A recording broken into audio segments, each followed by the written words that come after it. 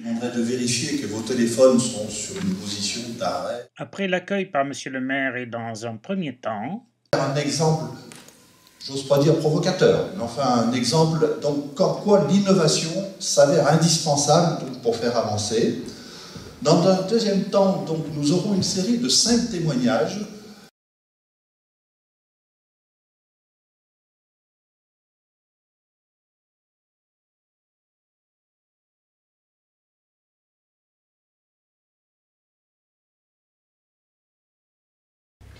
Chers amis, je suis heureux de vous accueillir au Théâtre de Fontainebleau. Triste de ne pas être avec vous ce soir pour fêter ce 10e anniversaire de Pôle Sud 77, mais néanmoins, grâce à la technique, je suis un petit peu avec vous et vous excuserez mon absence puisque je suis loin de Fontainebleau en ce moment. Je tenais néanmoins à pouvoir dire quelques mots parce que c'est un anniversaire important que vous allez fêter ce soir, 10 ans d'une belle aventure.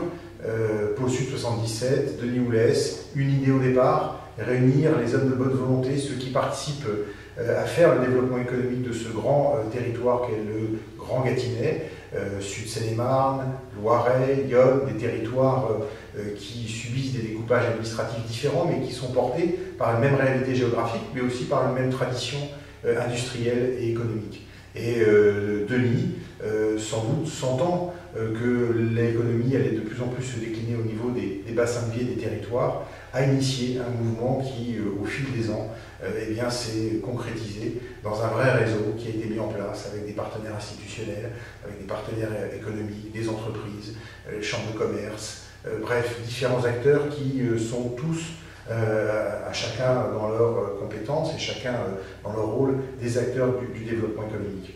Donc un très bel anniversaire à vous, non pas un anniversaire à Denis, mais en tous les cas un très bel anniversaire à vous tous, parce que ce qui a été initié par vous, cette capacité à décloisonner, cette capacité à fédérer, cette capacité à susciter l'adhésion, à mettre en avant des bonnes initiatives, des bonnes pratiques, à mettre en avant des créateurs d'entreprises, à faire le lien entre le monde économique, le monde universitaire, le monde académique, le monde institutionnel et politique, eh bien, les financeurs aussi, bref, tous ceux qui peuvent amener leur pierre au développement économique. Donc cette capacité-là à fédérer, vous l'avez réussi, il faut le poursuivre. 10 ans, c'est une étape, ce n'est pas une finalité, et je suis certain que pour les 10 prochaines années, c'est avec toujours beaucoup d'enthousiasme, d'énergie, et surtout de motivation, de ténacité, que vous continuerez à entretenir ce qui a été construit et à faire que ce qui a été construit puisse se développer encore plus. Donc un très bel anniversaire à vous tous.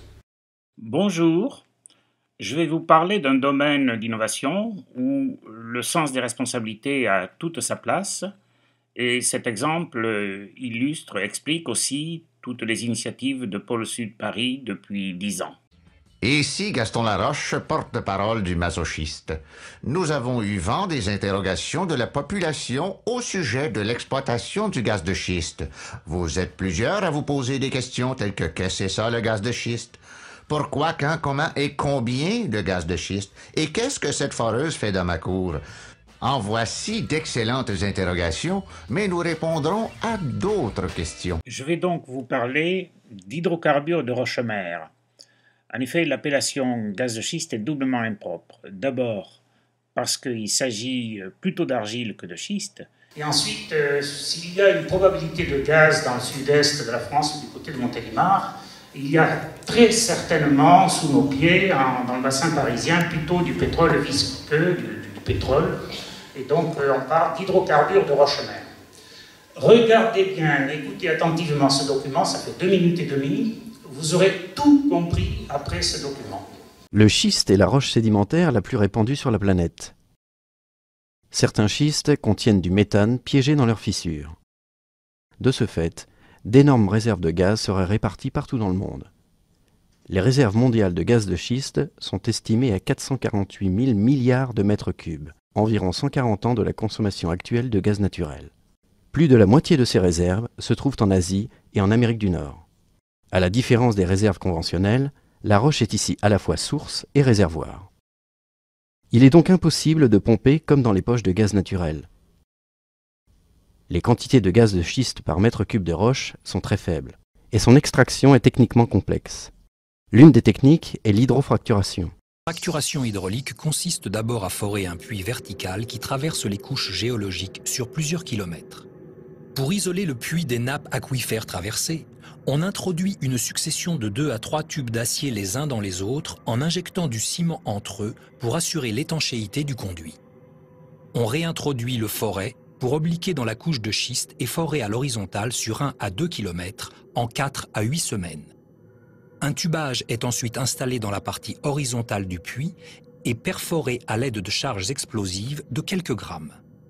Puis, tronçon par tronçon, on injecte sous très haute pression un mélange de 90% d'eau, 9% de sable ou de billes de céramique et 1% d'additifs chimiques, facilitant la pénétration des grains, des gélifiants, des fluidifiants, des biocides contre les bactéries.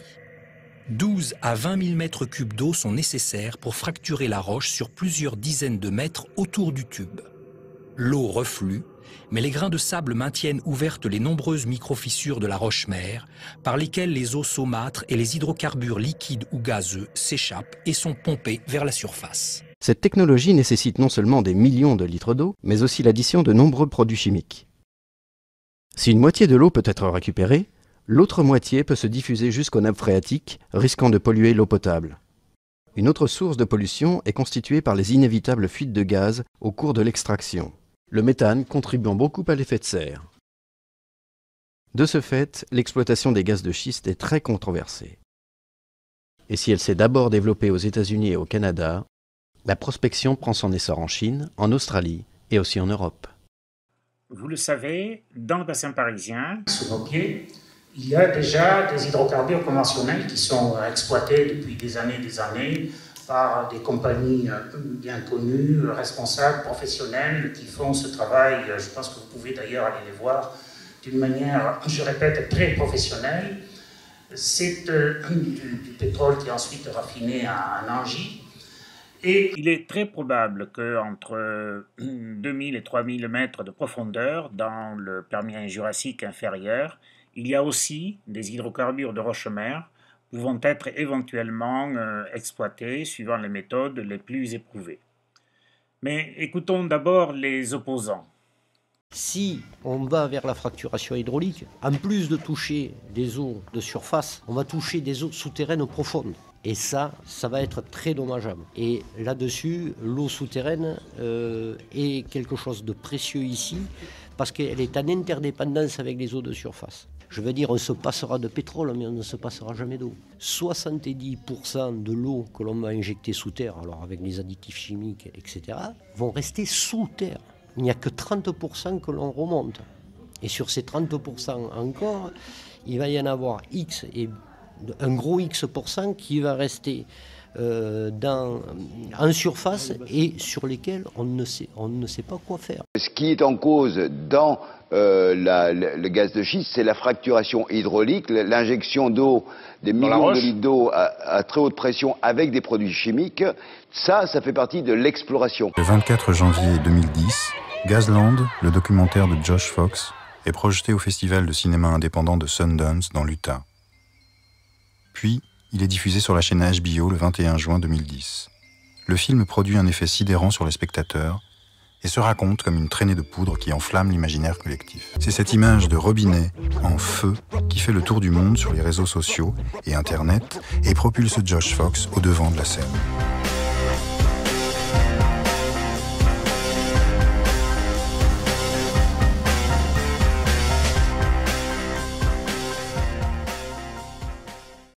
Écoutons maintenant ce que disent des professionnels. La fracturation hydraulique utilise effectivement une quantité d'eau qui est relativement importante. C'est de 10 000 à 20 000 mètres cubes d'eau par forage. Il y a malgré tout dans la polémique derrière cette quantité d'eau un a priori, c'est qu'on reproche à cette grande quantité d'eau la possibilité de rentrer en conflit avec d'autres usages de l'eau. Or, il n'y a pas de nécessité absolue à utiliser de l'eau douce ou de l'eau potable. On peut très bien utiliser une eau impropre à la consommation pour éviter justement les conflits d'usage. Il y a un risque perçu comme important qui serait celui d'une contamination directe de la fracturation hydraulique lors de l'opération de fracturation hydraulique vers des aquifères.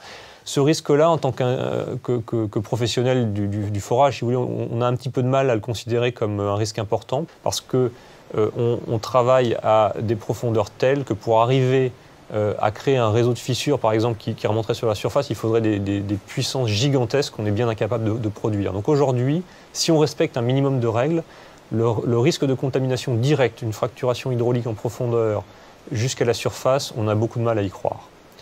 En revanche, là où il y a des risques qui sont bien identifiés, qui existent, c'est le long du puits. Quand on fore un puits dans le sous-sol, ce n'est pas un trou dans le sous-sol, c'est ce qu'on appelle un ouvrage. Il y a une architecture du puits qui consiste à mettre des tubages métalliques cimentés, emboîtés les uns dans les autres, qui permettent d'isoler le puits des couches qu'il traverse. Et ça, c'est indispensable pour que le puits puisse remplir son rôle. Donc si on n'a pas l'étanchéité, le puits ne fonctionne pas. Il y a eu des incidents, ça c'est vrai, des incidents essentiellement aux États-Unis parce que des petits producteurs qui n'ont pas justement le référentiel et les standards des grandes sociétés pétrolières n'ont pas appliqué les standards de l'industrie pétrolière et donc il y a eu un certain nombre d'incidents.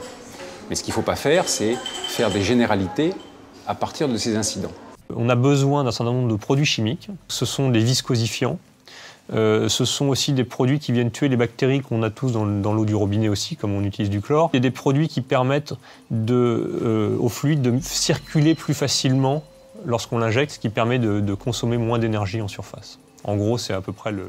Et surtout, aujourd'hui, on utilise des additifs qui viennent de l'industrie agroalimentaire, essentiellement. Alors ça ne suffit pas, donc on utilise de plus en plus aujourd'hui des produits biodégradables. Alors récapitulons. D'abord, il existe des risques. Il existe des risques comme dans toute activité industrielle, qu'elle soit minière, chimique, voire nucléaire. Mais ces risques doivent être évalués tout simplement par des professionnels et ils doivent les prévenir, ils doivent y travailler. Et vous avez vu que l'un des risques cités dans le document initial de présentation au début, celui d'atteinte des nappes phréatiques par de l'eau remontant de 2000 ou 3000 mètres de profondeur après fracturation hydraulique, est considéré comme nul. Et par contre, les professionnels citent des risques tels que ceux de perforation du forage. Ce sont des domaines où, justement, des entreprises locales que nous connaissons bien, Oxand, sont spécialisées dans ce risque-là parce que, accumulant toute une expérience du vieillissement du béton dans les barrages ou les centrales nucléaires, Oxand est très professionnel et travaille, je le répète, sur ce domaine-là. Le reptilien, notre cerveau droit, a été sensibilisé par le film Gazland. Il faut savoir quand même, personne ne le conteste aujourd'hui, que la scène réelle d'inflammation de l'eau du robinet a été prise sur un site. Il y a quelques rares sites de ce type sur la planète où une nappe aquifère est imbibée de gaz venant de décomposition organique. Et ce site-là était à des centaines de kilomètres des sites où il y avait exploitation d'hydrocarbures de roche-mère par fracturation hydraulique. Donc, de toute évidence, enfin, très nettement, ce film a été trompeur et a sensibilisé l'opinion publique d'une manière qui n'est pas très correcte.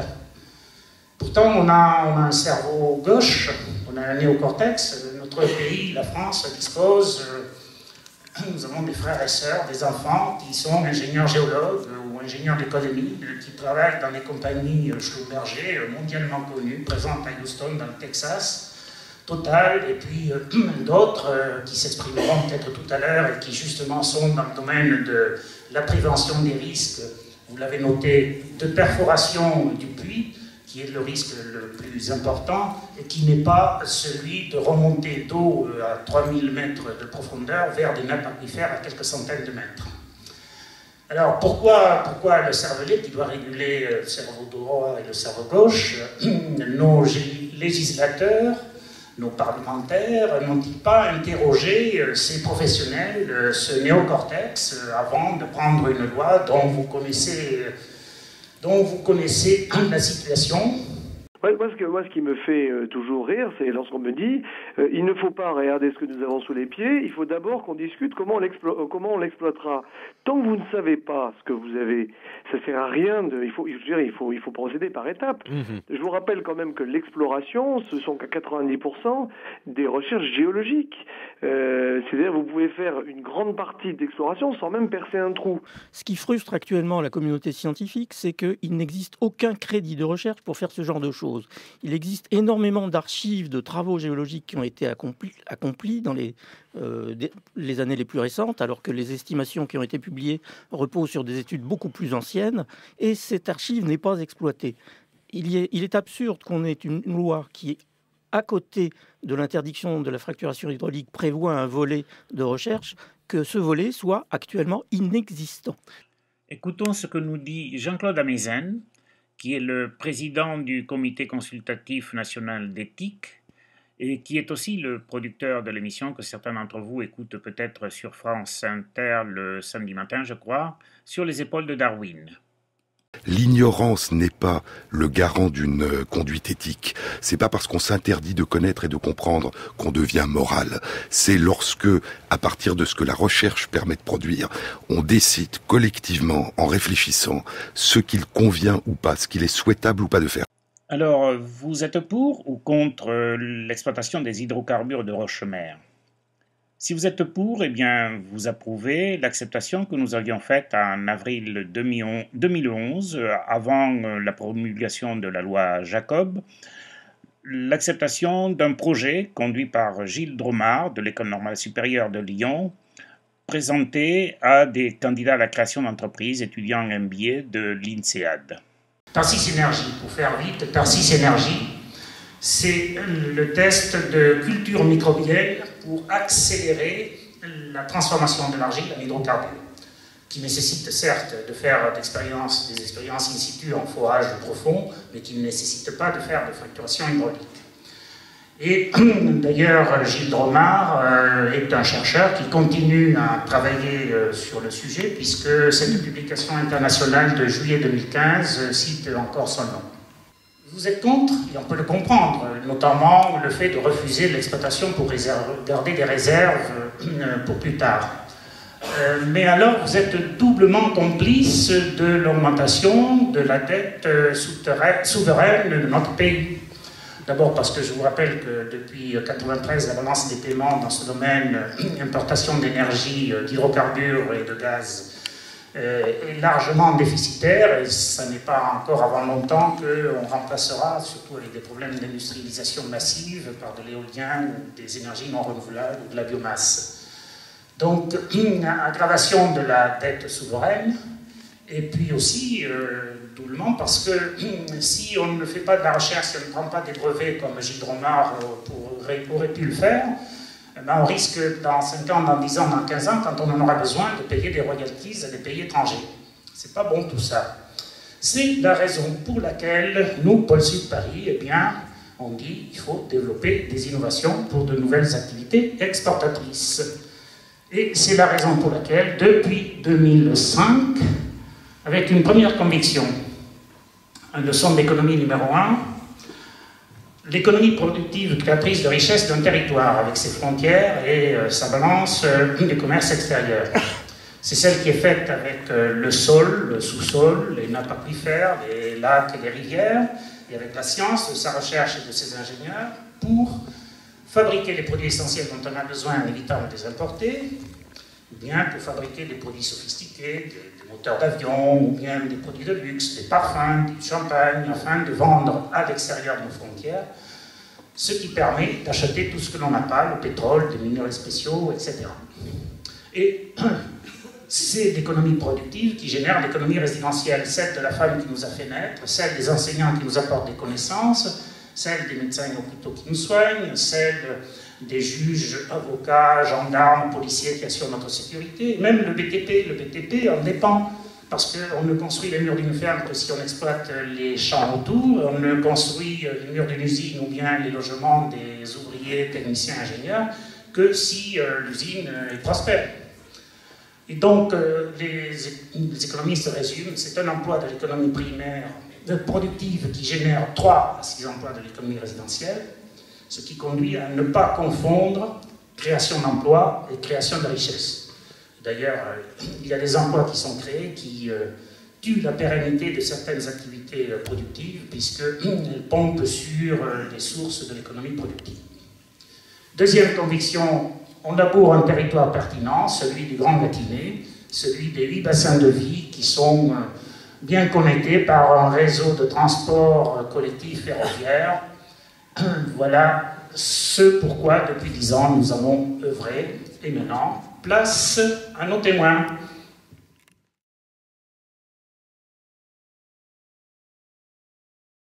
Et pour ça, nous nous sommes organisés, comme je vous le disais tout à l'heure, en 5 séries de témoignages qui vont nous permettre de revoir, parce que la plupart ont déjà fait l'objet d'exposés, mais de bien comprendre un peu les idées qui étaient derrière et les apports.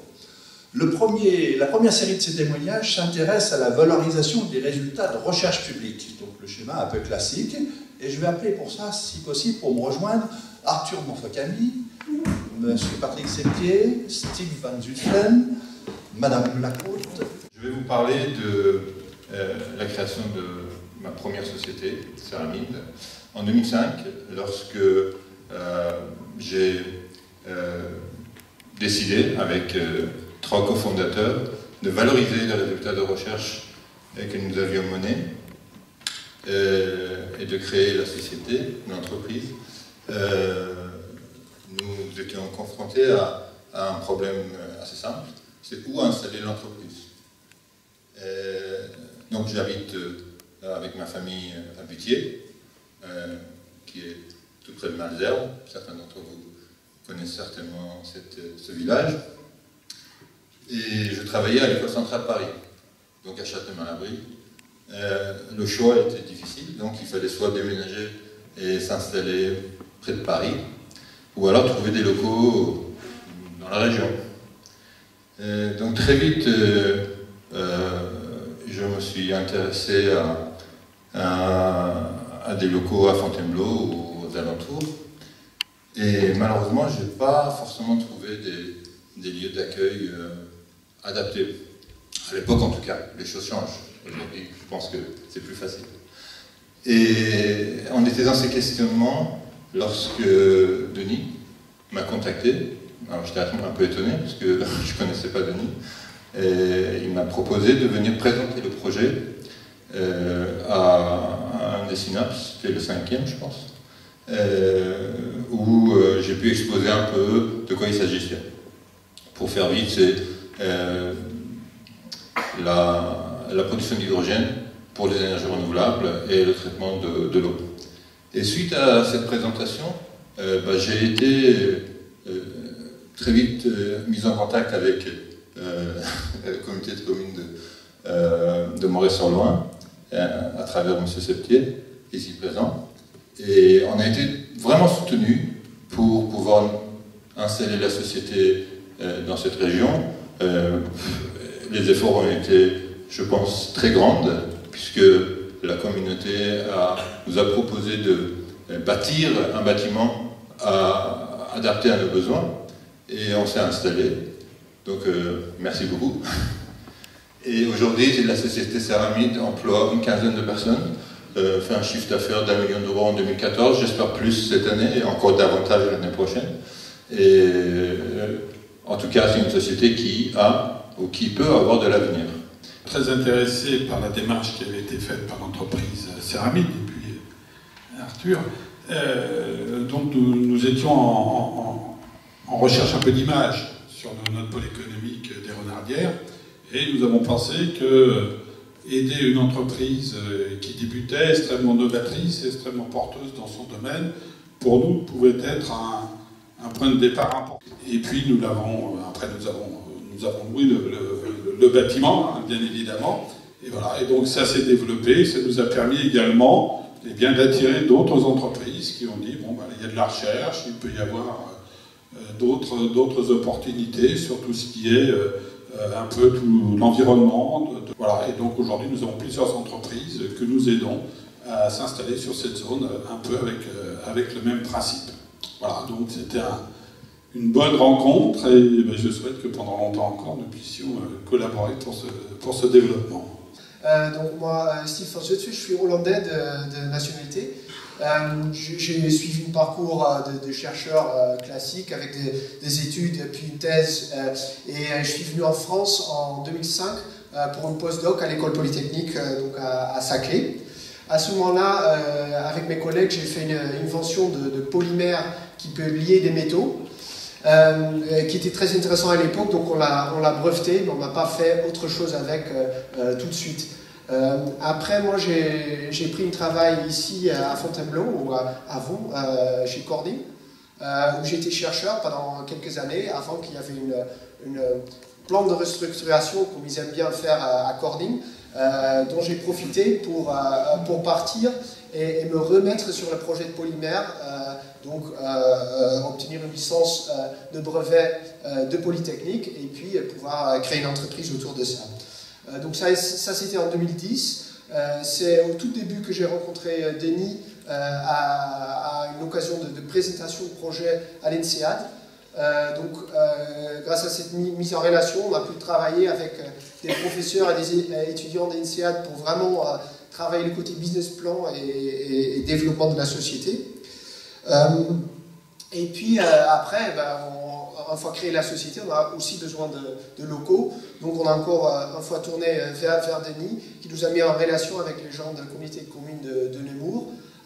Et donc ensemble, on a trouvé des locaux tout à fait adaptés à nos besoins à Saint-Pierre-les-Nemours, donc sur le site de Saint-Gobain Quartz, leur ancien bâtiment R&D qui est occupé aujourd'hui à moitié par notre société Magpie. Et depuis un an aussi de notre créateur d'entreprise ici présent, Meaxon, qui fait de la maintenance industrielle et qui a mis en place notre outil de production.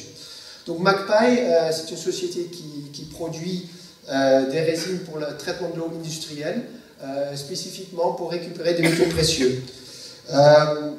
Donc j'espère que c'est une entreprise exportateur, en tout cas, tous nos clients sont à l'étranger. Quand vous avez eu quelqu'un, un Hollandais, donc, venant ici avec une idée donc, géniale et autre, comment vous avez réagi? Alors, je dirais que c'est un petit peu différent oui, un petit peu différent effectivement du témoignage de Patrick Septier, mais ça a tout son intérêt, puisque, alors je reviens et j'en profite pour saluer Denis, et le remercier publiquement, même si je le ferai encore tout à l'heure, le remercier publiquement de son engagement auprès des entreprises et auprès des petites start-up, des gens comme vous, hein, qui ont des projets qui sont pour nous des vrais chercheurs sur notre territoire. Et je dois dire, Denis, qu'au travers de cette belle expérience, ça a permis à la communauté de communes, qui était du coup toute jeune, hein, puisque Steve, vous avez parlé de 2010, nous avions eu l'occasion d'accueillir les Synapses à Nemours en ce début d'année 2010. Donc c'était pour nous l'occasion, au travers de l'accueil des Synapses, de lancer cette démarche et de démarrer dans cette compétence développement économique. Donc notre contribution, elle a été somme toute, j'ai envie de dire presque modeste, puisqu'il n'y a pas eu de contribution financière dans cette opération. En revanche, une réelle prise de conscience pour la communauté de communes d'aider à l'installation d'une start-up sur notre territoire. Donc effectivement, les liens avec Saint-Gobain étaient importants, mais bon, vous connaissez l'évolution de l'activité de Saint-Gobain, tout un peu comme Corning, sur notre territoire. Donc il était important pour nous de renouer, d'amplifier ces liens et de prendre conscience avec l'entreprise Saint-Gobain que finalement des locaux existants pouvaient tout à fait être loués à une petite start-up. Donc ça a été là notre rôle de facilitateur, hein, de mettre, même si c'était 2 entreprises de chaque côté, d'avoir une collectivité qui vienne au milieu travailler sur l'élaboration d'un partenariat, d'une convention. Le deuxième point pour notre communauté de communes, ça a été un vrai déclencheur sur la nécessité pour une collectivité de réfléchir au parcours résidentiel d'une entreprise. Et c'était ça en fait pour nous le déclic, c'était de se dire comment attirer une start-up sur notre territoire, l'implanter sur le territoire, la faire vivre sur le territoire et pouvoir dans le temps proposer à terme l'évolution de cette entreprise.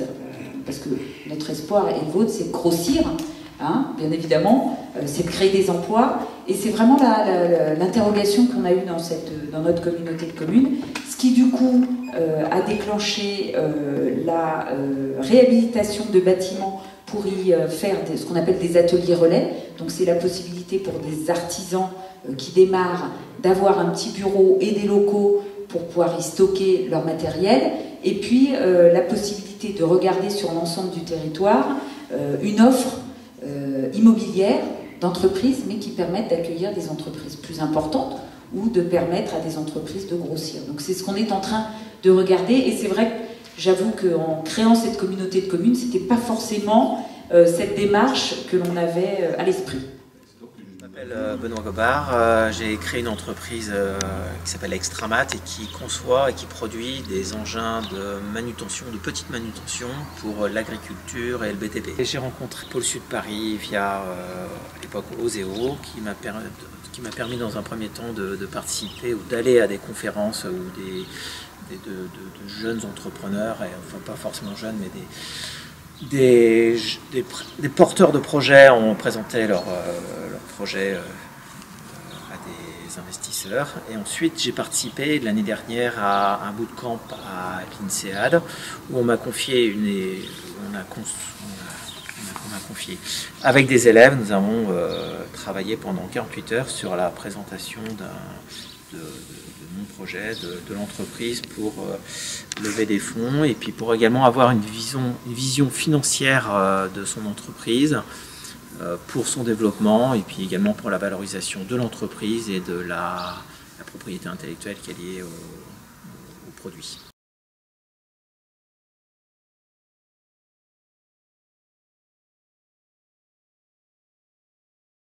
Je vois qu'on en parlait pas mal de l'INSEAD, il y a même une photo à l'instant que je ne connaissais pas, c'est très intéressant, sur les bootcamps.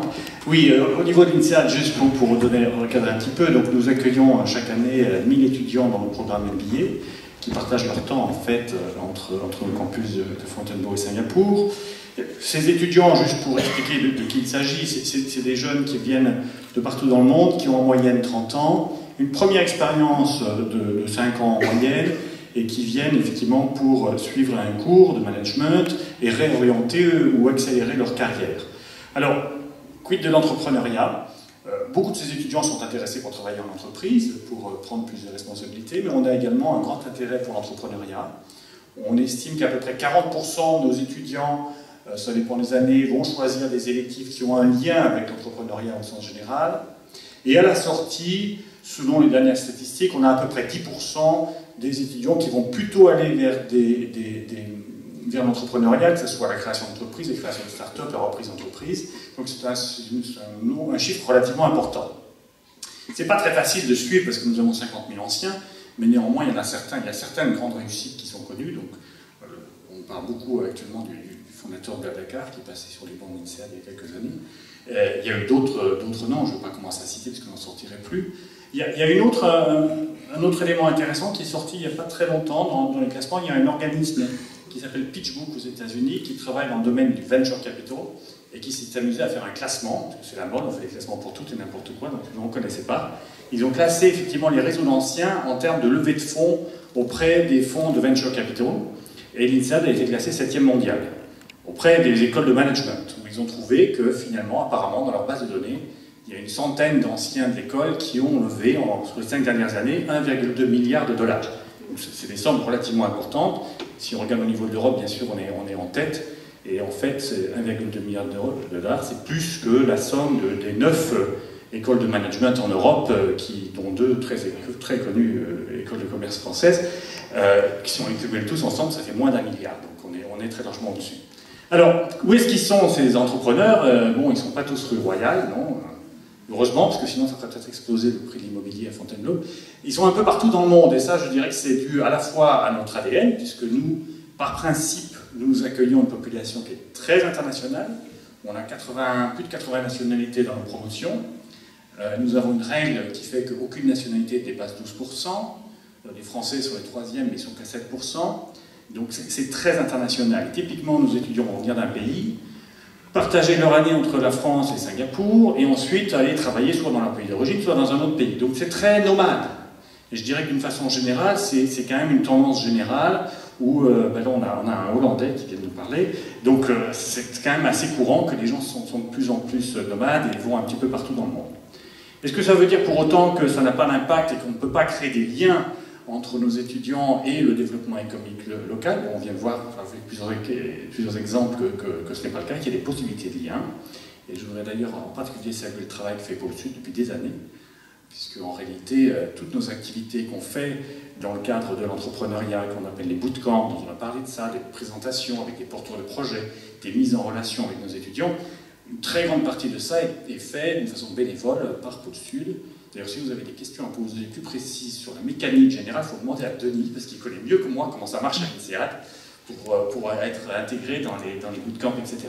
La seule chose qui est très importante à savoir, c'est qu'évidemment, pour avoir une relation avec nos étudiants, il faut parler anglais, parce que chez nous c'est en anglais, et on s'intéresse plus sur des projets qui ont quand même une dimension internationale, qui ont véritablement une ampleur qui est importante. Sinon, ça sera un peu plus difficile, je crois, de créer un intérêt.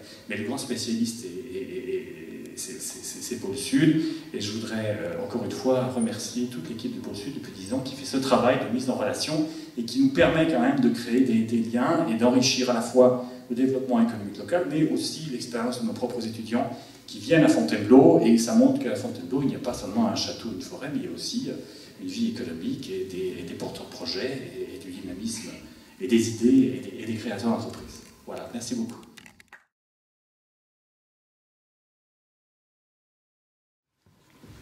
Donc, bonjour à tous, Luc Bélière, je suis président de la société Sofracer, à Villemandeur, juste à côté de Montargis. Nous sommes spécialistes de la mesure de viscosité, pionniers dans le domaine, créateurs d'un principe de mesure en ligne, et nous exportons 90% de notre fabrication, enfin 90% du chiffre d'affaires à l'export, un peu partout dans le monde. La mise en relation avec Pôle Sud a d'abord été faite effectivement par le rapprochement qu'il y a eu et la dynamique qui avait été créée par Pôle Sud auprès de la Chambre de commerce du Loiret. Et notamment, je me rappelle d'une conférence de Loïc Sadoulé, professeur à l'INSEAD, justement, au cours d'une assemblée générale de la Chambre de commerce, auquel je siège en tant que président du Conseil de développement de l'agglomération de Montargis. Et puis ensuite, Denis Houlès m'avait demandé de devenir administrateur du pôle.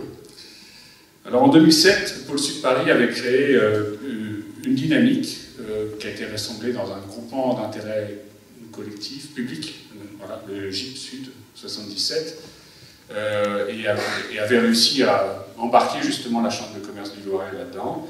Et on avait essayé de financer une étude et puis initier des coopérations dans le domaine de la vibroacoustique, parce qu'on s'était rendu compte qu'il y avait quand même pas mal de compétences sur le territoire.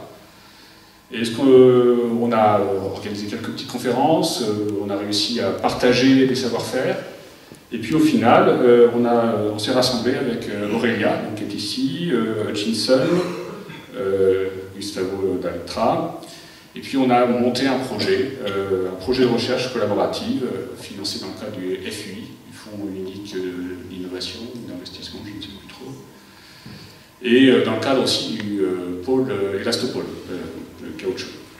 Ce projet, ça s'appelle Langue 2, il a été clôturé en mars 2015, il a été plutôt couronné de succès, d'ailleurs Sébastien Popino va nous en parler un petit peu plus tout à l'heure.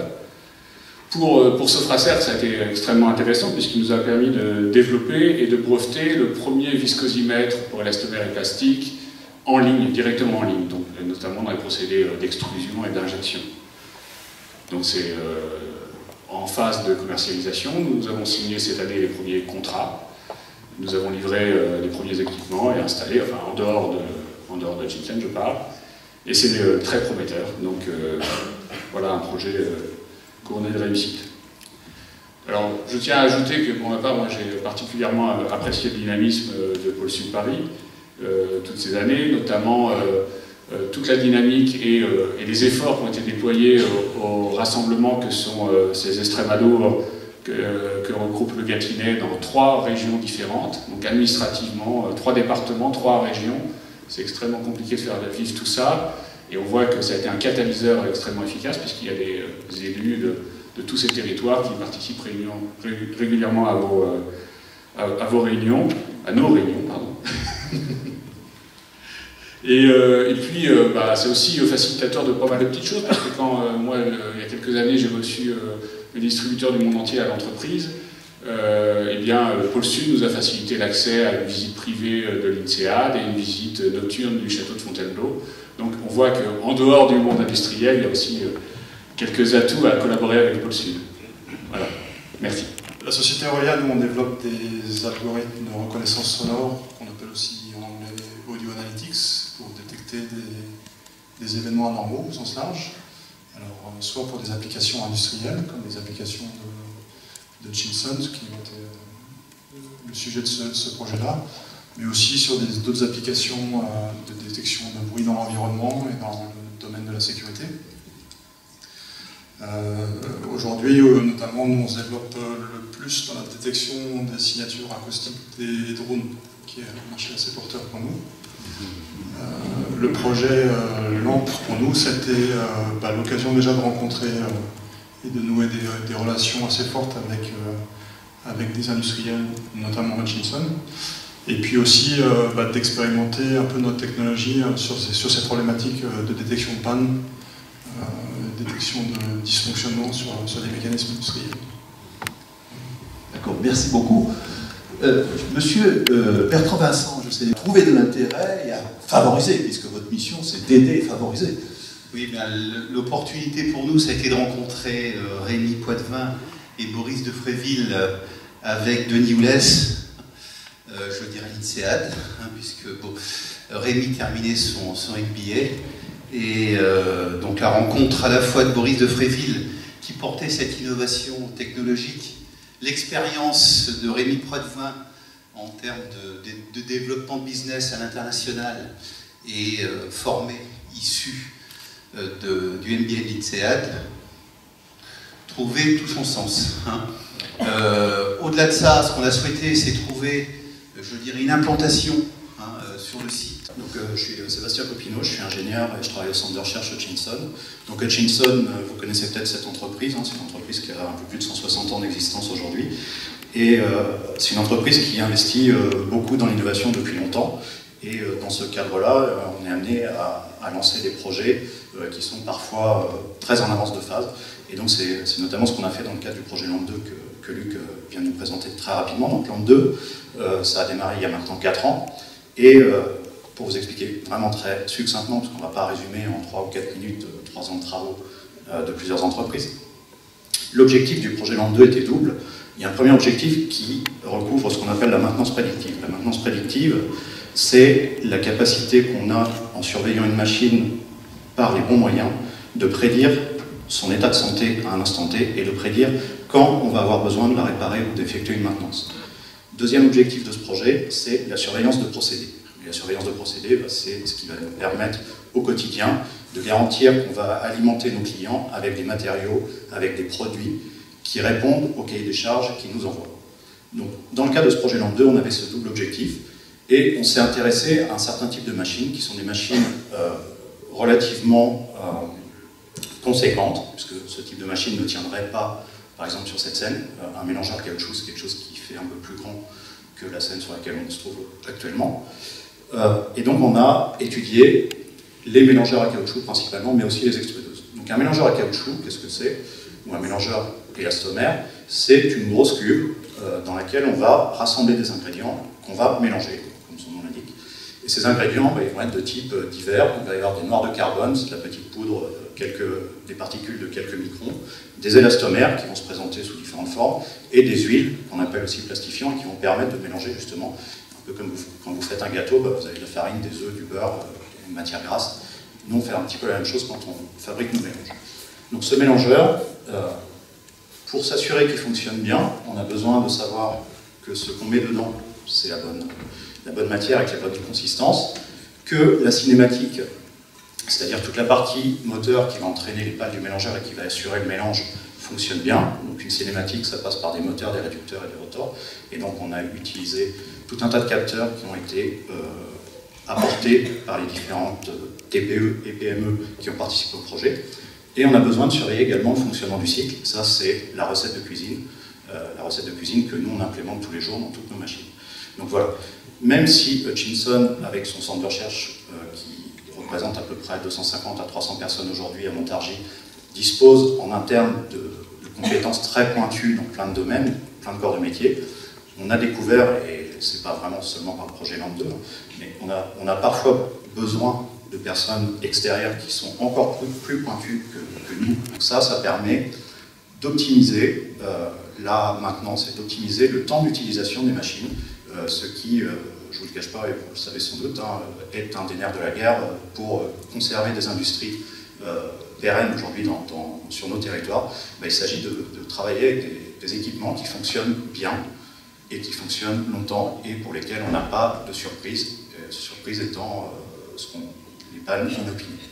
Dans ce projet, donc Altra a participé en collaboration bien sûr avec les autres participants du projet. En quelques mots, Altra est une société dédiée à la recherche et développement. Nous sommes une cinquantaine de personnes dans l'ensemble de notre activité.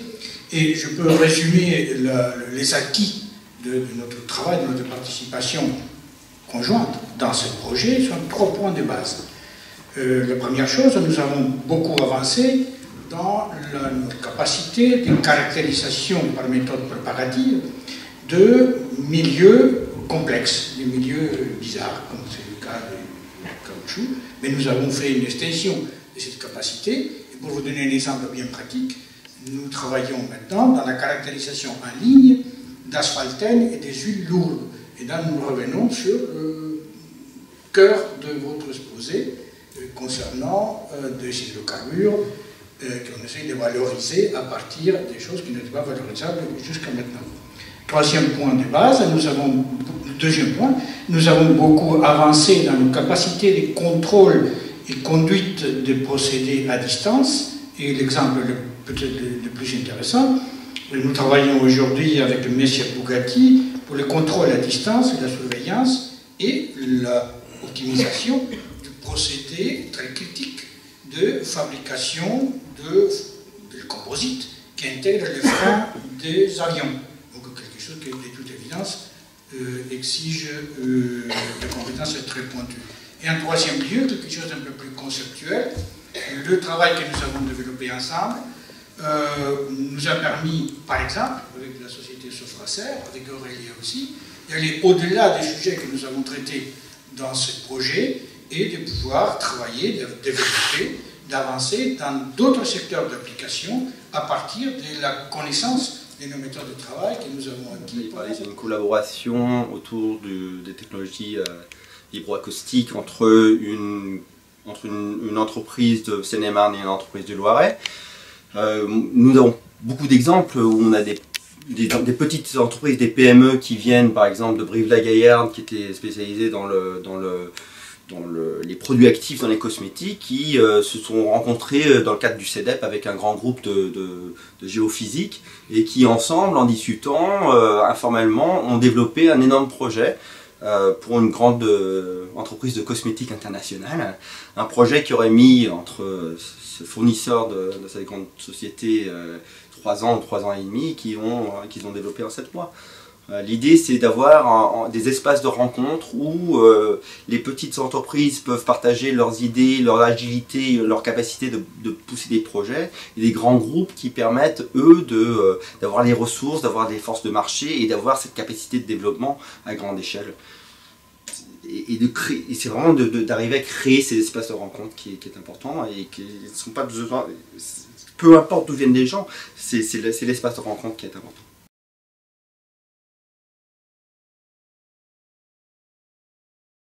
Il est possible donc d'avoir des expériences parfaitement réussies à l'international.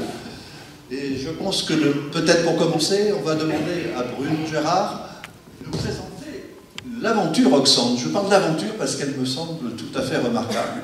Comment, partant d'un petit emploi, quelque part en Seine-et-Marne, on peut devenir patron d'une très grande entreprise internationale.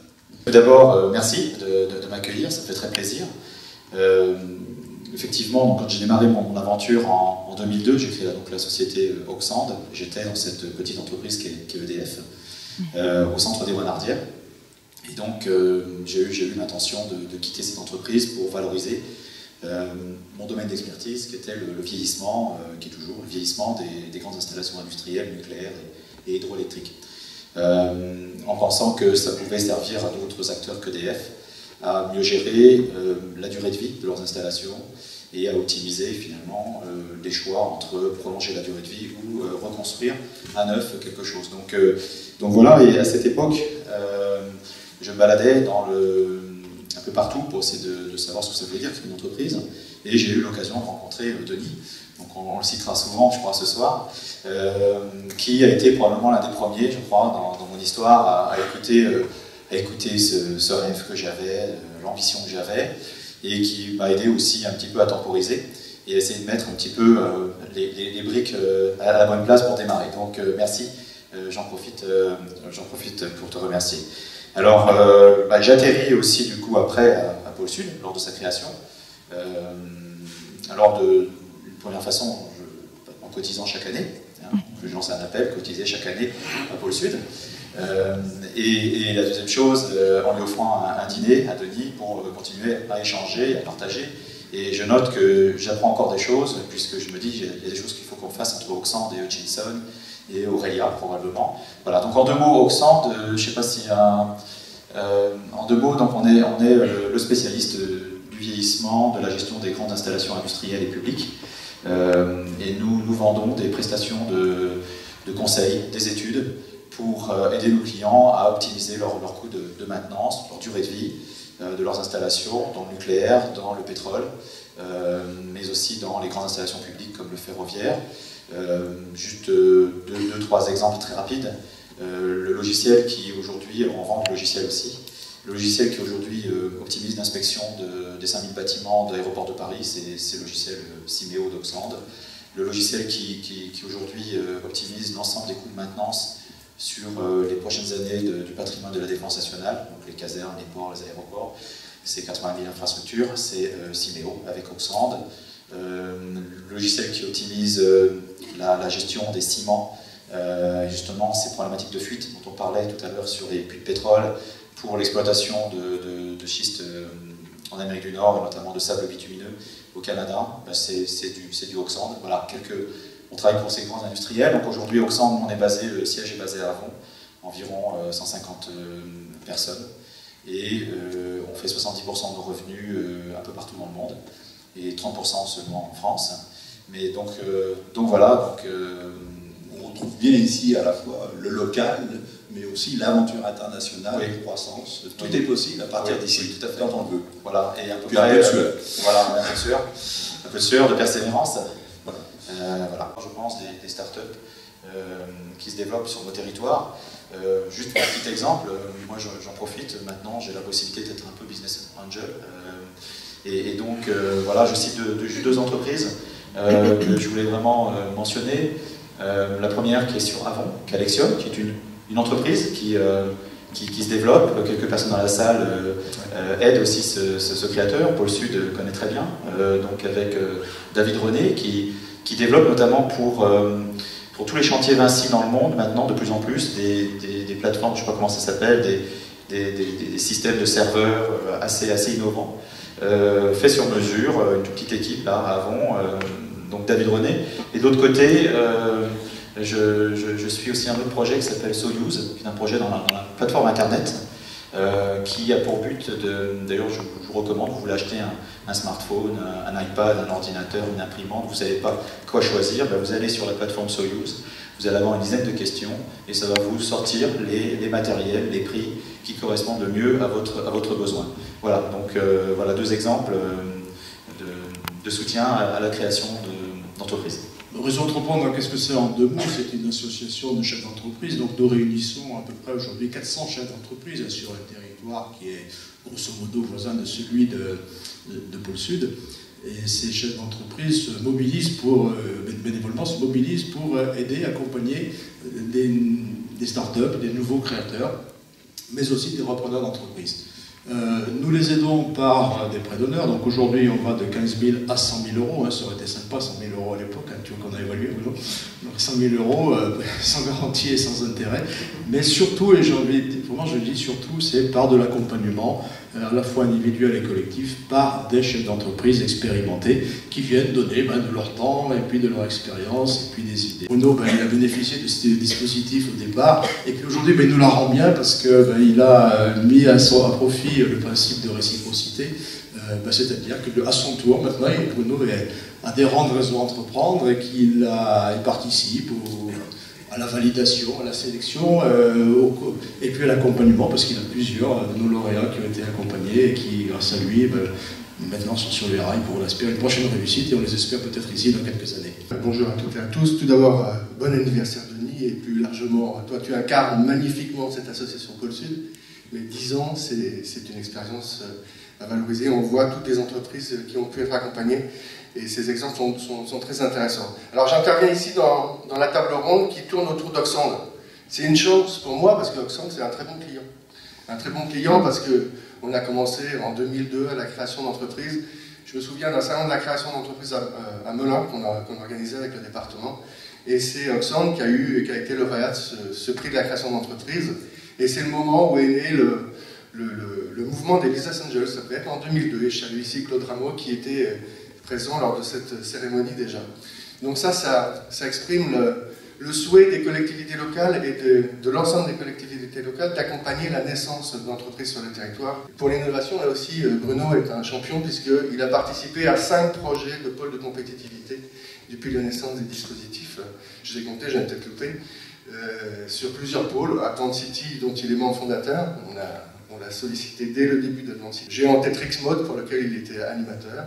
Mais il y en a aussi d'autres. Il a aussi développé des projets sur le pôle systématique par région. Oxand a aussi pu bénéficier d'une aide à l'innovation de la région et abondée par le département en 2010, je crois. Et donc ça, c'est aussi de manière plus concrète pour aider à mettre en place un logiciel. Vous êtes maire d'une commune voisine, mais vous êtes aussi le président de la commission économique, développement économique local et de la communauté de communes du pays de Fontainebleau. Oui. Oui, bonsoir à tous. Oui, effectivement, je suis maire de la commune de Bourron-Marlotte, donc un joli village. Je pense que toute la salle, bonsoir à tous, mais toute la salle connaît certainement Bourron-Marlotte, puisque nous venons d'obtenir du département le label Village de caractère. J'ai été aussi intéressé par le panel précédent, puisque j'ai passé la plus grande partie de ma carrière professionnelle dans le groupe Hutchinson, en commençant donc à Montargis, puis après à l'international. Donc c'est vrai que le fonctionnement d'un mélangeur n'était pas totalement étranger. Et j'ai aussi entendu parler de la société Sofraser. Alors, concernant la société Oxand, Bruno Gérard, je l'ai rencontré en fait au sein du comité des conseillers du commerce extérieur de Seine-et-Marne. Et c'est là qu'on s'est rencontrés, mais déjà la société Oxand avait déjà quand même assez décollé. Ce qui est intéressant pour la société Oxand, enfin disons pour le pays, le territoire du pays de Fontainebleau, c'est que c'est vraiment dans la stratégie du territoire, c'est-à-dire axé sur le tertiaire supérieur, je dirais, avec peut-être l'influence de l'INSEAD, avec l'école des mines, mais c'est un de nos axes stratégiques importants. La pépinière d'entreprise, où là nous avons 18 sociétés qui sont accompagnées pendant 4 ans. Il y a une activité pour les créateurs d'entreprises, c'est les mardis de la pépinière, qui sont animés par la CCI, donc Philippe Rossignol qui est dans la salle, et avec le soutien de Seine-et-Marne Développement, donc de l'équipe de François-Xavier Deflou. La société Andpresso, qui est une aventure tout à fait aussi intéressante, en plein d'activités, plein de développement. Et votre témoignage me semble tout à fait important. Bonsoir à tous, je suis ravi d'être là et de participer à ce témoignage pour le Sud. Donc Andpresso, c'est un petit pousset par rapport à Oxand. Néanmoins, on est une société qui est extrêmement innovante, qui s'est développée sur 2 innovations sur le concept de la machine à café portable, la première machine à café expresso portable manuelle, et depuis 2 ans, la première machine expresso 12 volts qui fonctionne dans les voitures. Nous exportons à 90% notre production. Parmi nos clients prestigieux, le groupe Volkswagen, même si ça a perdu un petit peu de sa super récemment, Audi et Skoda. On a bien souvent bénéficié des services facilitateurs de Pôle Sud et de Denis Oulès. Le fondateur d'Entrepresso, Henrik Nielsen, était en lien étroit avec Denis et d'ailleurs il était administrateur de Pôle Sud. C'est grâce à l'intervention de Denis que nous avons été le premier, je crois, pensionnaire de la pépinière d'entreprise de Fontainebleau. Et c'est Denis qui avait alerté Henrik sur les possibilités qui nous étaient offertes à ce moment-là. Enfin, à titre personnel, je dois beaucoup à Pôle Sud, puisque c'est par l'intermédiaire du réseau Pôle Sud que j'ai été recruté chez Empresso. Et voilà. Donc je suis d'autant plus heureux d'être là et d'apporter mon témoignage aujourd'hui. Merci beaucoup.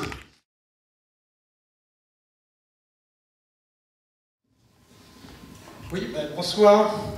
J'ai un peu l'impression d'être à la cérémonie des Oscars ici. J'espère qu'on va avoir une petite statue à la fin. Peut-être. On verra, j'y compte. Oui, moi j'ai fait ma carrière professionnelle internationale chez Corning. Et cela fait maintenant 15 ans que je suis aux côtés de Denis Oulès, ça ne me rajeunit pas. D'abord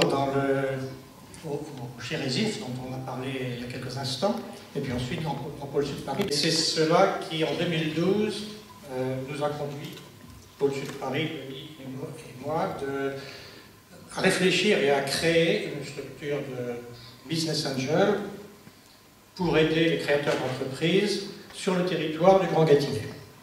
Donc, depuis 2012, nous existons. Aujourd'hui, nous représentons 20, plus ou moins 20 membres dans cette association. Aujourd'hui, nous avons investi un peu plus de 500 000 €. Nous avons rejoint, tout récemment, une autre association de business angel qui couvre le nord du département de Seine-et-Marne, qui s'appelle Club Invest. Et nous formons aujourd'hui un groupe qui est d'une certaine importance, dont le président est Gilles Bachet, qui est peut-être dans la salle, et qui vous avait présenté ce qu'était Club Invest lors des premières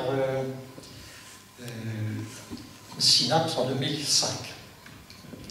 Alors, qui sont les business angels? Les business angels sont des personnes physiques qui ont une expérience professionnelle acquise dans des grands groupes, dans des structures plus modestes, ou même dans des professions libérales, qui ont acquis une expérience, qui ont créé des réseaux, et qui sont prêts et souhaitent mettre cette expérience et ces réseaux à la disposition de créateurs d'entreprises.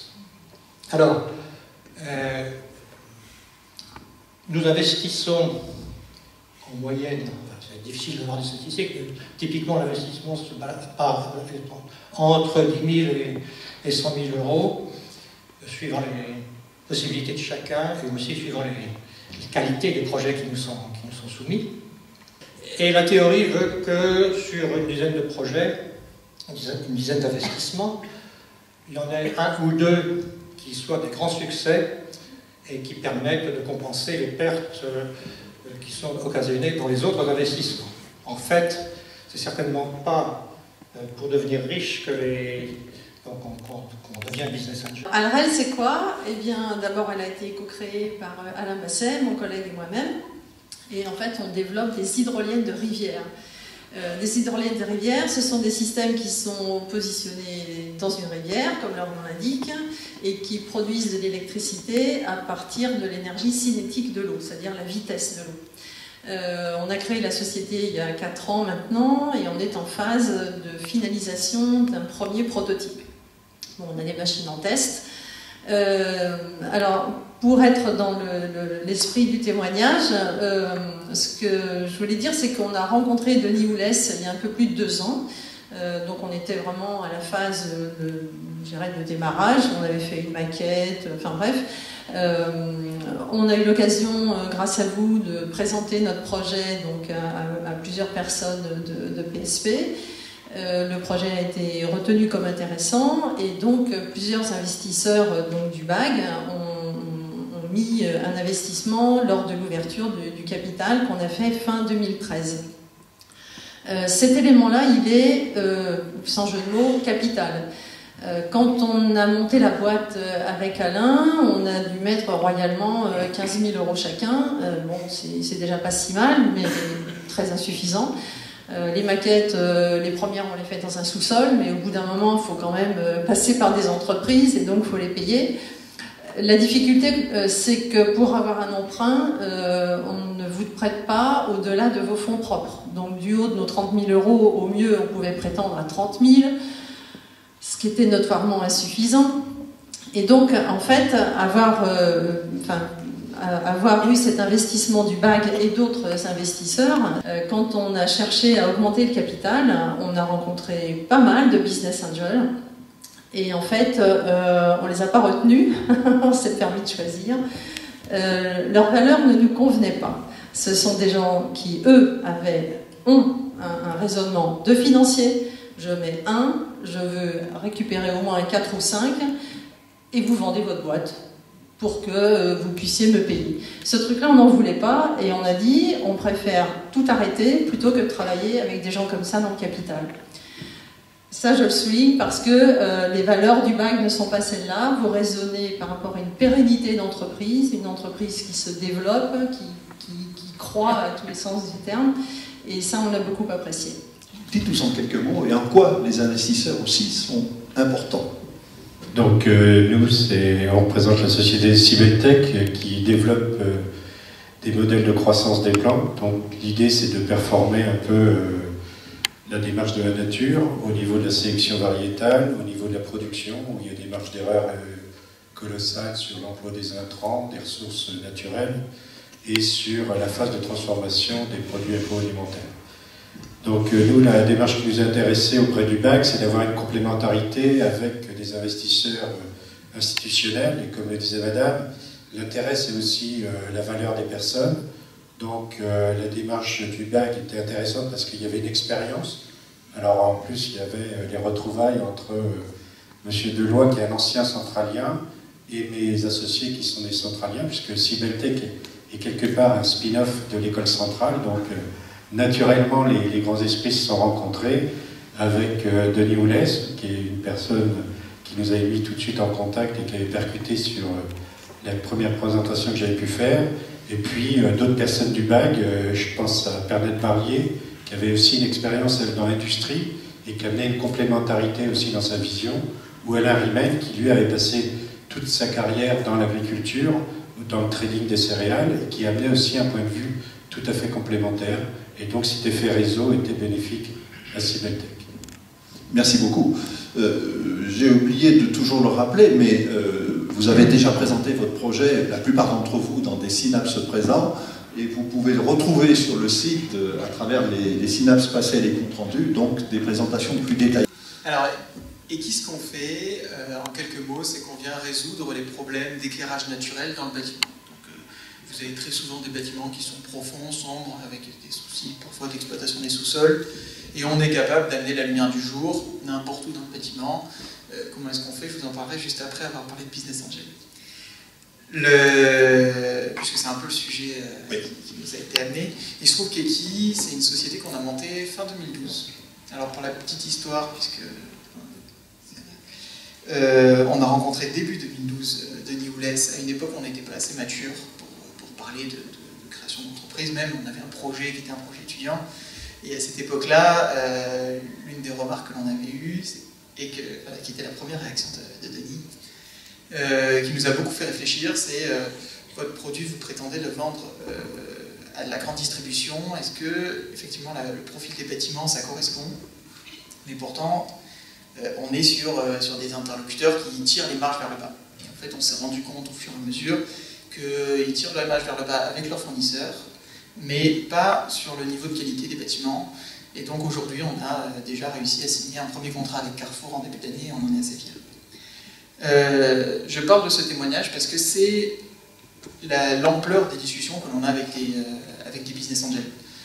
On est challengé systématiquement en tant qu'entrepreneur par nos investisseurs. Moi aujourd'hui, mon capital est exclusivement monté de... Alors on a deux types de business angels. On a la love money, c'est-à-dire les familles qui ont mis de l'argent au début, et puis derrière des business angels comme ceux du club, alors qui s'appelait BAG à l'époque,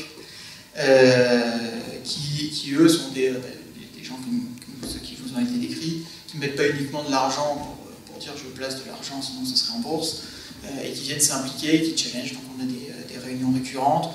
On a mis en place au sein de la société, par exemple, ce qu'on a appelé un COMEX, un comité d'experts, où on rencontre nos actionnaires les plus engagés et ceux qui ont le plus une casquette correspondant à notre métier, hein, la construction, dans laquelle on vient et on est régulièrement challengé sur comment est-ce qu'on vend, à qui on vend, quel est le matériel et quels sont les problématiques que l'on va rencontrer. Vous avez remarqué que je suis assez jeune, l'ensemble de mon équipe doit présenter une moyenne d'âge de 27 ans.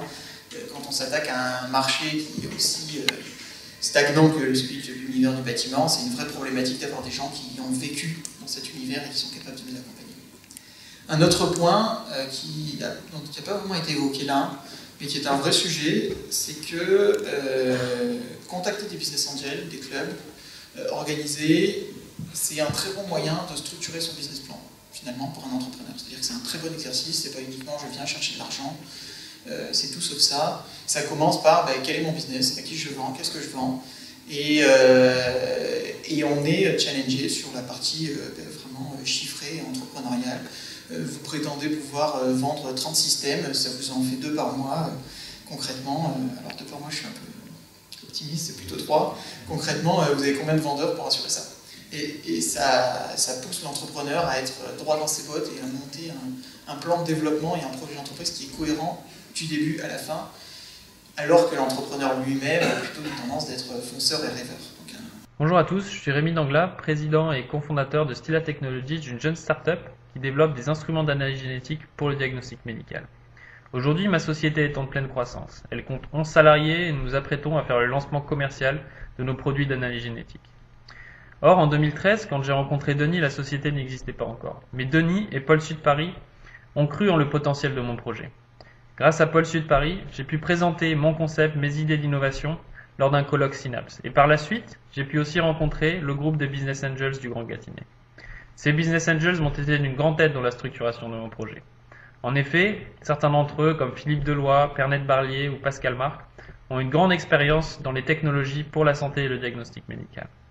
D'ailleurs, aujourd'hui, Philippe Deloy continue d'accompagner mon projet au quotidien et je remercie sincèrement Pôle Sud Paris de m'avoir fait rencontrer les bonnes personnes au bon moment. Et j'espère aussi que Pôle Sud Paris pourra continuer de faire rencontrer des personnes d'expérience et des jeunes entrepreneurs pour moi, pour faire émerger de nouvelles sociétés et de nouveaux projets. Merci à tous et bonne continuation. Vous avez été le promoteur, est-ce qu'on peut dire promoteur, ou en tout cas à l'accélérateur des business angels en France. Est-ce qu'à travers ces témoignages, vous avez retrouvé l'éthique, la volonté telle que vous la souhaitiez et telle qu'elle se développe? Oui, tout à fait. Personnellement, à la sortie de l'INSEAD, je me suis lancé dans l'aventure de l'investissement dans les startups. J'avais un petit peu de fonds, pas du tout à cause de l'INSEAD, rassurez-vous, parce qu'on gagne correctement sa vie à l'INSEAD, mais pas plus. Donc l'argent venait d'ailleurs. En France, on ne savait pas ce qu'était un business angel, ça c'était il y a 15 ans. Et puis, petit à petit, j'ai rencontré quelques personnes qui faisaient la même chose que moi. Et puis on s'est dit qu'on pourrait monter un mouvement pour essayer d'agrandir le cercle et d'essayer de rassembler quelques milliers de personnes plutôt que d'en avoir quelques unités ou quelques dizaines. Et donc on a monté une association qui s'appelle France Angels, qui a pour vocation de développer les business angels en France. Ça c'était la première vocation il y a 15 ans. Et la deuxième c'était de les structurer et de les rendre plus efficaces, en les rassemblant dans ce qu'on appelle des réseaux de business angels, qui sont des structures associatives qui aujourd'hui représentent 80 structures associatives en France et donc qui représentent au total 4500 business angels et qui investissent chaque année environ 45 millions d'euros qui vient de la poche directe des business angels et qui représentent en gros 400 projets financés par an. Ça représente grosso modo par an à nouveau 1500 emplois créés. Comme on existe depuis 15 ans, vous voyez à peu près le chemin qu'on a poursuivi, ça commence à être significatif. Dès l'origine, j'ai essayé d'intéresser le ministère des PME et de l'Industrie à cette activité, et tout de suite, parce qu'il y avait un ministre excellent à l'époque, qui était Renaud Dutreil, il nous a aidés et il a financé toute une série de réseaux qui avaient besoin d'argent pour décoller. Donc je crois que là, c'est une rare occasion de remercier le gouvernement. Pour aider les PME, c'est pas souvent que ça arrive. Voilà ce que je voulais vous dire. Un business angel, c'est une personne physique qui investit dans une société en création, mais qui ne fait pas que ça. S'il ne faisait que ça, ce serait un investisseur classique. Il accompagne surtout les entrepreneurs. Alors tous n'ont pas le même degré d'accompagnement, ni la qualité d'accompagnateur, et donc la phase suivante, ben, ce sera d'aller accompagner les entreprises au-delà de l'Europe, et en particulier en Asie, où nous avons actuellement des contacts avec des associations nationales de business angels. Voilà. Bon, ce qu'il faut retenir, et de manière à ce que l'on puisse continuer donc, indépendamment de ce travail qui avait été fait, c'est probablement ils avaient dégagé que la région, au sens où on entend le Grand Gâtinais, se prêtait bien donc, à ce type de développement, à ce type de mise en place d'un dispositif quelconque, à la fois par la motivation qui existait, par les potentialités qu'on a illustrées plusieurs fois au cours de ces témoignages, et donc par la présence aussi d'un habitat dans ces trois culs de région, comme on dit des fois, qui sont donc un habitat qui est tout à fait agréable à vivre en tant que tel. Et une motivation, donc le modèle qu'il avait proposé, si vous vous souvenez, donc, pour faire un peu le lien avec cette partie-là, avec son étude, donc c'était un modèle qui s'éloignait donc du modèle classique d'incubateur pour aller vers un modèle donc plus sophistiqué qu'on appelle aujourd'hui assez largement l'accélérateur. C'est-à-dire donc qui permet donc de développer les activités, de les accélérer, le mot est bien choisi, en sachant que sur le débat initial, l'aspect vraiment sorti par exemple de l'université ou autre, il y a des dispositifs qui existent et qui se mettent en place. Il avait également montré que ce dispositif donc, avait besoin d'argent public pour démarrer, mais qu'il pouvait aussi survivre donc, en ayant donc, une participation financière dans les entreprises qui en sortaient, et de manière à avoir un retour par la suite qui pouvait conduire à un certain équilibre financier dans la durée, une fois le démarrage fait. Cette étude étant faite, Arthur Mofakami, qui a toujours été très actif à côté de nous, donc s'est proposé d'avancer sur le sujet. À l'époque, on a étudié les résultats qui sortaient de l'étude Erding pour créer cet incubateur. On a été voir un certain nombre d'acteurs publics, le ministère de la Recherche et de l'Industrie. On a été voir les comités de communes et les acteurs économiques de la région, et on a eu un retour très, disons, positif sur le sujet. Mais, bon, les financements, vous le savez tous, avaient été réduits, aussi bien pour le ministère de la Recherche et de l'Industrie, le financement public. Et on s'est tourné vers le financement privé aussi. Là, il y a eu pas mal de réponses positives aussi. Malheureusement, au bout d'un certain temps, moi j'ai dû quitter le projet parce que j'ai monté une nouvelle société. On ne se refait pas. Et donc j'ai passé le bébé à Marc Rousseau, qui n'est pas là ce soir, je crois, mais on aura... Avant que Thierry prenne la parole, je crois que le professeur Pig Malkiel de l'INSEAD aussi aborde ce sujet-là. Bonjour, mon nom est Bill Magil. Je suis professeur ici à l'INSEAD. En 2011, j'ai développé un cours sur le thème de la commercialisation de la haute technologie. Et dans cette course, les étudiants de l'INSEAD travaillent avec des innovateurs afin de créer des modèles des affaires, ou de business models.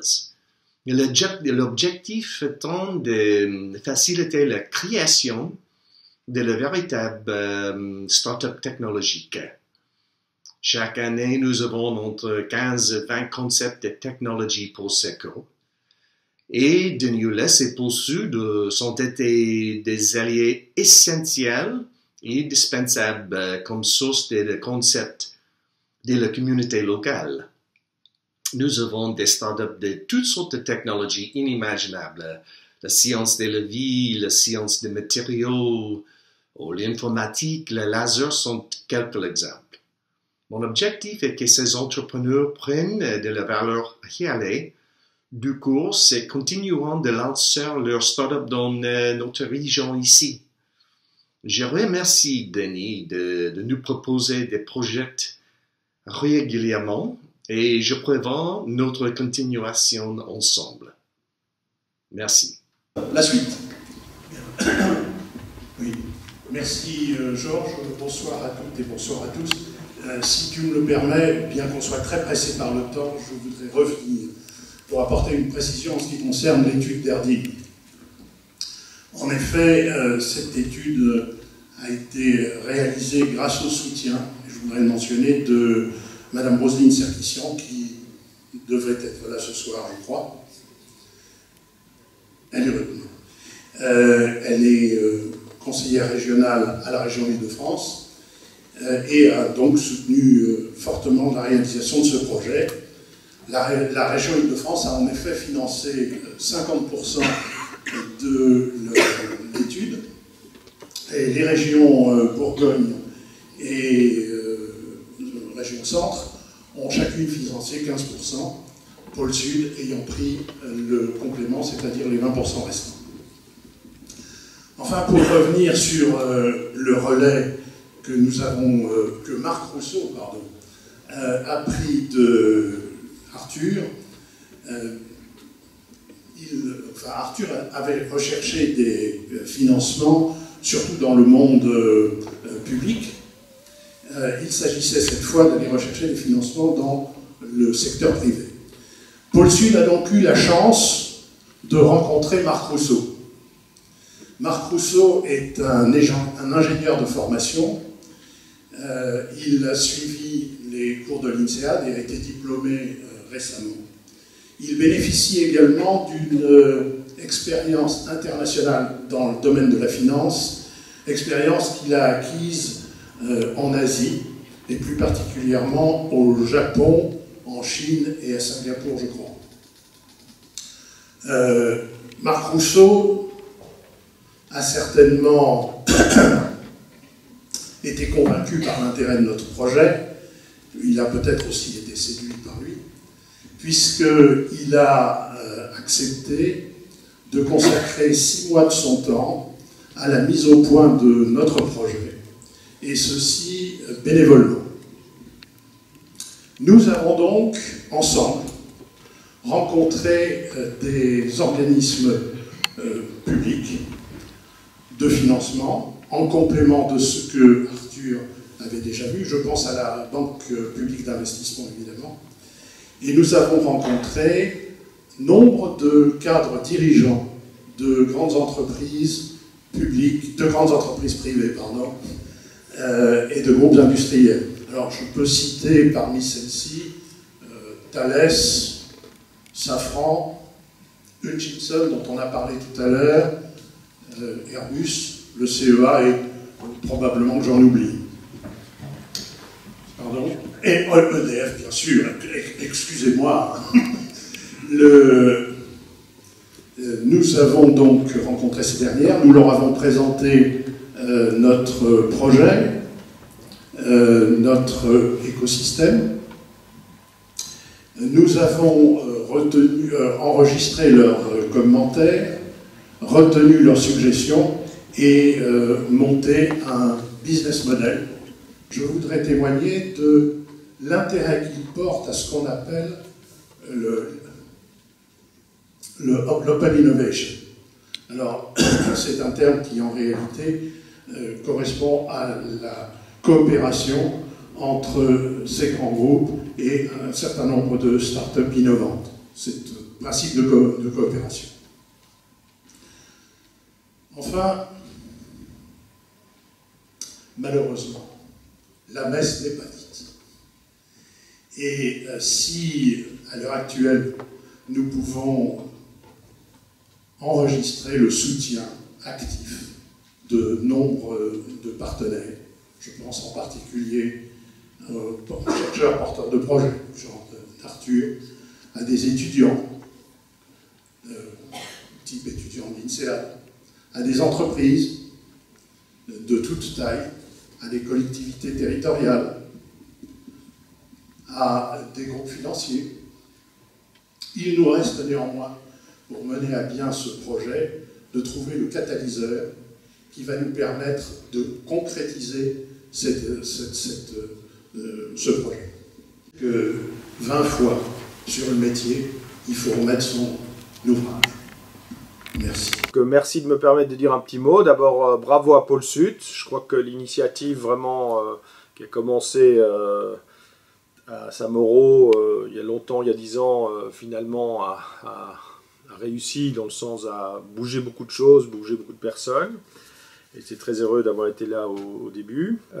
Pourquoi l'INSEAD? J'ai toujours été frustré depuis mes 28 ans à l'INSEAD que l'INSEAD n'était pas plus présente en termes de relations ville, terroir, région et l'école. Évidemment, elle est très présente dans les services, dans les restaurants, dans les locations, mais pas dans sa substance même, c'est la création d'entreprises. Et j'avais été peiné d'avoir eu un étudiant qui a été parfait, qui je crois aujourd'hui, avec la mobilisation des acteurs régionaux, sans doute serait resté, mais était parti à Barcelone parce qu'il n'avait pas trouvé les mains tendues régionalement. L'INSEAD n'est pas une pépite, mais des milliers de pépites, c'est-à-dire qu'on a quand même 1000 étudiants MBA par an, plus à peu près 5000 exécutifs qui passent par Fontainebleau et qui tous ont des idées de business. Ils sont tous ravis de venir à Fontainebleau, donc Fontainebleau attire, le pays de Fontainebleau, et ils adorent la forêt, ils adorent le lieu. Et donc l'idée de Pôle Sud était d'attirer ces gens-là pour des raisons business. Mais il faut s'organiser. Je crois que rien n'est facile dans la vie, donc il faut accueillir, il faut être ouvert, il faut s'intéresser.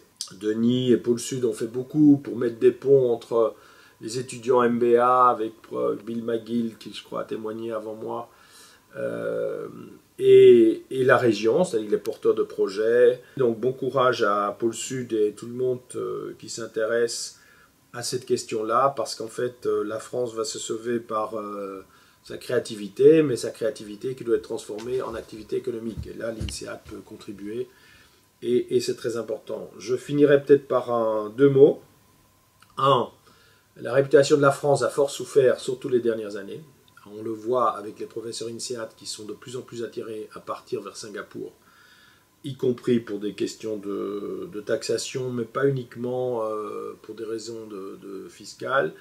C'est aussi pour simplement des questions de réputation. Et là, je crois qu'il faut engager tout le monde à montrer et à ouvrir la France sur l'étranger et en faire vraiment une terre d'accueil, de créativité, parce que la France est très créative. Et puis 2, les partenariats privés-publics. Ça, je crois que c'est fondamental, c'est-à-dire pas uniquement dépendre du public, mais le privé doit jouer son rôle. Et donc, étant tellement convaincu de cela, j'ai mis la main à la pâte avec 2 collègues, Laurent Berlier et Luc Darbonne de Darégal, pour fonder une association de développement des plantes aromatiques et médicinales à Milly-la-Forêt, parce qu'il y a une autre pépite dans la région.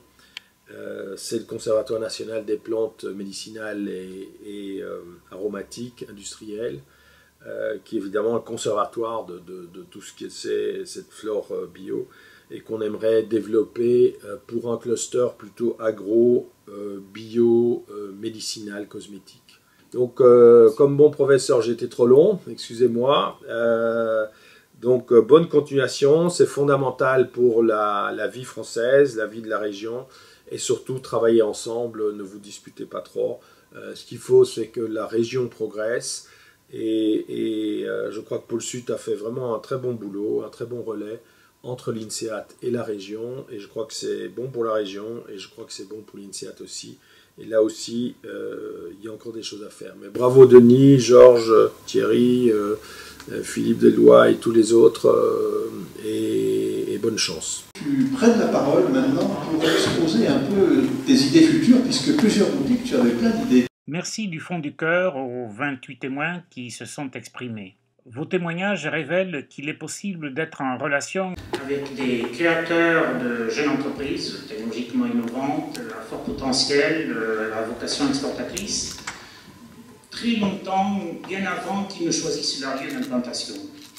Les exemples que vous avez vus, Business Angel, là, mais aussi les exemples d'apport de projets aux professeurs et étudiants de l'INSEAD, et puis aussi des exemples de mise en relation de start-up avec des grands groupes industriels qui sont ouverts à l'open innovation, comme l'a défini tout à l'heure Thierry.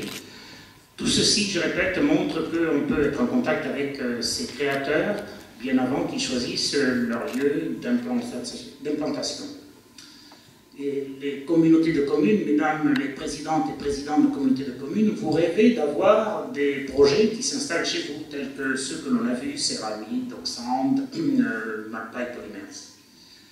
Alors, nous vous proposons, nous vous suggérons de vendre notre territoire à ces créateurs avant leur choix d'installation.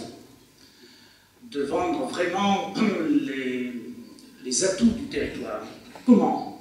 Alors comment? Eh bien, en organisant tout simplement un événement que l'on va appeler provisoirement rencontre des créateurs du Gâtinais, ou bien week-end studieux et festif pour les plus de 1000 créateurs de France entière dont nous avons l'adresse, les coordonnées, qu'ils soient de Saclay ou de Strasbourg ou de Bordeaux.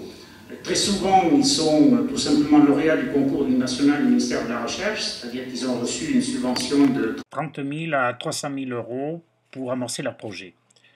Qu'ils soient donc de Grenoble, Strasbourg ou Saclay, ils seraient invités avec un menu à 2 plats dans lesquels ils choisiront de multiples offres. Premier plat, week-end studieux, en leur proposant des rendez-vous avec les PME ou grandes entreprises du territoire, des PME internationales telles que ADR, telles qu'Elsimaï, telles que Daregal, telles que CML, ou bien des grands groupes, on les a cités, Safran, Chilton, Sanofi, Faurecia, Silec. En fonction donc des propositions de rendez-vous, de rencontres, les créateurs choisiront celui qui peut être client potentiel, celui qui peut être fournisseur, celui qui peut être partenaire. Et cela peut être aussi des laboratoires de recherche, DFR&D, École des Mines, Arvalis.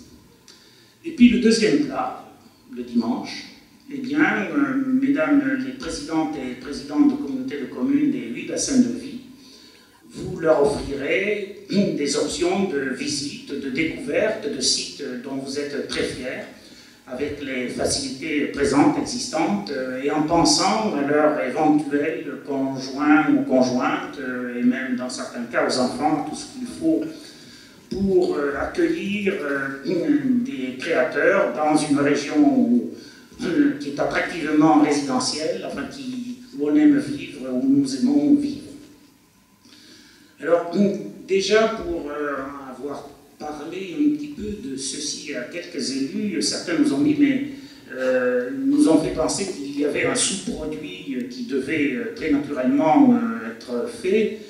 C'est tout simplement un document vidéo en anglais de 4 à 5 minutes qui présente le Grand Gâtinais pour, ne serait-ce que pour des grandes entreprises qui en ont besoin, Silec ou bien Safran qui a besoin d'embaucher un directeur commercial international venant du Canada ou d'Inde.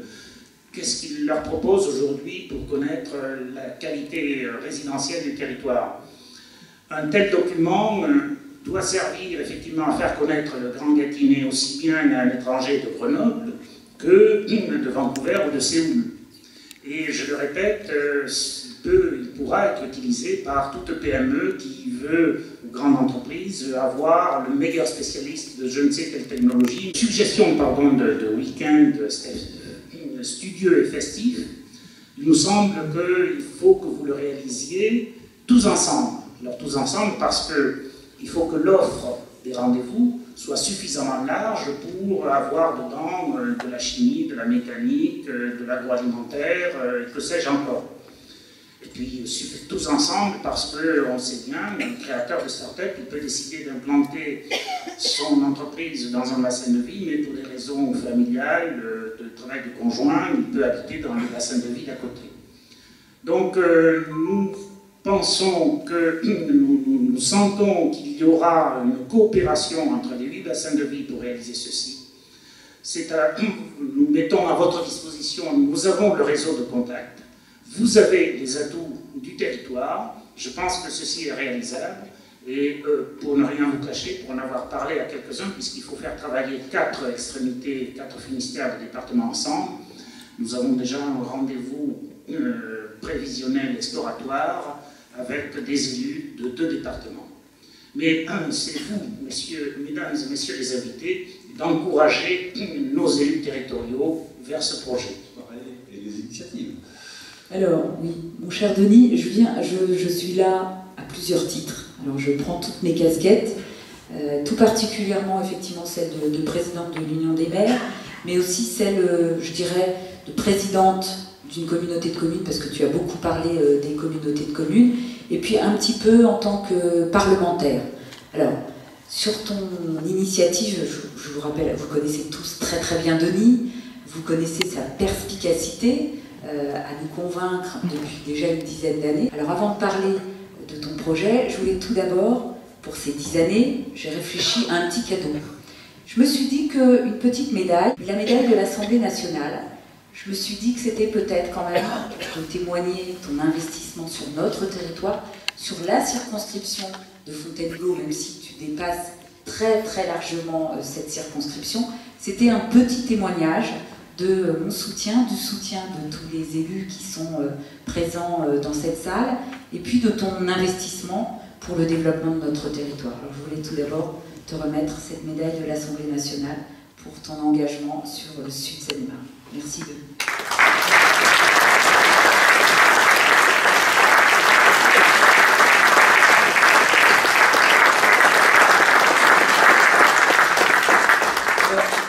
C'est un modeste cadeau d'anniversaire, mais il est symbolique. Et j'en viens au deuxième point, pour succéder à ton exposé. C'est vrai que depuis 10 ans, tu t'investis énormément sur ce territoire. Tu as mis en relation, et ton carnet d'adresses est exceptionnel pour des élus comme nous. Tu as su mettre en relation des entreprises, des élus, installer des entreprises sur le territoire, et maintenant et demain, parce qu'il faut maintenant poursuivre ce travail pour les 10 prochaines années, parce qu'on ne va pas s'arrêter là, et toi tu ne vas pas t'arrêter là, même si je sais bien qu'à un moment ou à un autre on passe la main, mais en tout cas il faut prévoir l'avenir. Et ce week-end dont tu parlais tout à l'heure avec le menu du samedi et le menu du dimanche, nous en avons parlé l'autre jour, me semble particulièrement intéressant.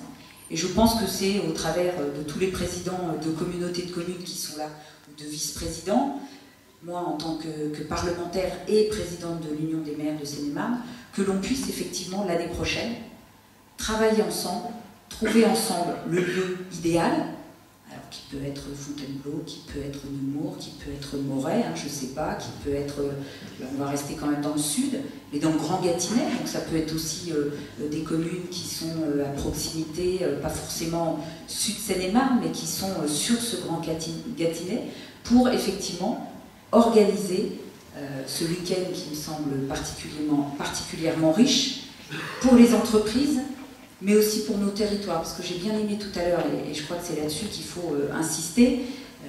On a dans les communautés de communes cette compétence développement économique, mais on a aussi des compétences importantes comme le tourisme, comme j'ai envie de dire le cadre de vie, l'urbanisme au niveau des communes. Et c'est vrai que pour attirer une entreprise, certes le volet économique est important, le volet financier est important, mais je crois que le volet cadre de vie est particulièrement important. Et je donnerai juste un petit parallèle avec la problématique de santé, où on a des médecins qui petit à petit partent à la retraite, et on est en train, le pays de Fontainebleau, à monter sa maison de santé. Le pays de Nemours est en train de construire son projet de maison de santé. Gâtinais-Val-de-Loing, et j'ai vu son président dans la salle, est en train aussi de monter sa maison de santé. Et ce qui peut attirer des médecins, mais ce qui peut attirer aussi des chefs d'entreprise, c'est d'avoir des activités autour, c'est d'avoir des équipements publics qui permettent à ces entreprises, à ces chefs d'entreprise de venir sur notre territoire avec leur famille. Et c'est là aussi où nous, élus, nous avons un rôle. Et de proposer effectivement à ces startups, ces entreprises qui ont envie de s'investir sur notre territoire, c'est aussi de leur montrer les richesses de ce sud Seine-et-Marne qui finalement n'a pas à rougir du nord du département ou même des autres départements, même si l'objectif c'est pas du tout de mettre en concurrence les territoires, mais c'est de pouvoir effectivement faire découvrir aux investisseurs potentiels notre territoire. Donc je suis à ta disposition entière pour que l'année prochaine nous puissions trouver effectivement la bonne formule qui permette d'organiser ce week-end qui me semble particulièrement riche et intéressant. En tout cas, je voulais encore publiquement, Denis, te remercier pour ton investissement sur notre territoire. Et je crois que sans toi, tous les témoignages d'entreprise de ce soir n'auraient pas vu le jour. Et je crois que notre sud Seine-et-Marne et Grand Gâtinais ne rayonnerait pas autant sans ton soutien entier pour notre sud. Merci à toi, Denis.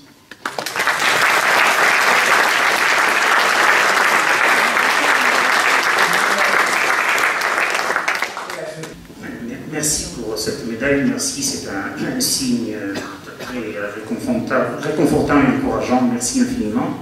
Et puis, merci pour le soutien l'année prochaine. Ce que je vous propose, c'est d'abord de remercier infiniment les 24 témoins qui se sont succédés.